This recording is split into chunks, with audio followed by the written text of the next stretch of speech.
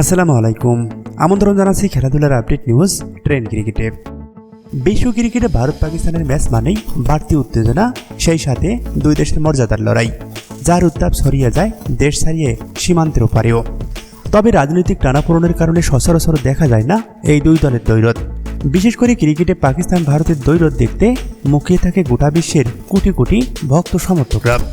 শেষবার এই দু দল মুখোমুখি হয়েছিল গত বছরের ওয়ানডে বিশ্বকাপে, যেখানে পাকিস্তানকে 7 উইকেটের বিশাল ব্যবধানে হারিয়েছিল রোহিত কোহলিরা। আর টি-20 ফরম্যাটের দুই দলের দেখা হয়েছিল গত বছরের এশিয়া কাপে, যেখানে পাকিস্তানকে নাস্তানাবুদ হতে হয় ভারতের কাছে। টি-20 বিশ্বকাপের হিসাবে 2 বছর পর বিশ্বমঞ্চ আবারও দেখা হতে যাচ্ছে এ দু দলের। সবকিছু ঠিক থাকলে আগামী 9 জুন নিউ ইয়র্কের নাসাউ কান্ট্রি আন্তর্জাতিক স্টেডিয়ামে মুখোমুখি হবে তারা। তবে বিশ্বকাপের নবম আসরে এ দু দল একবারই মুখোমুখি হবে এমনটা নয়, তবে আরও দুবার দেখা হতে পারে যে সমীকরণে। গ্রুপ পর্বে নিজেদের প্রথম ম্যাচে মুখোমুখি হবে 9 জুন। ধারণা করা হচ্ছে গ্রুপ পর্ব থেকে ভারত এবং পাকিস্তান সুপার 8-এ খেলার যোগ্যতা অর্জন করবে।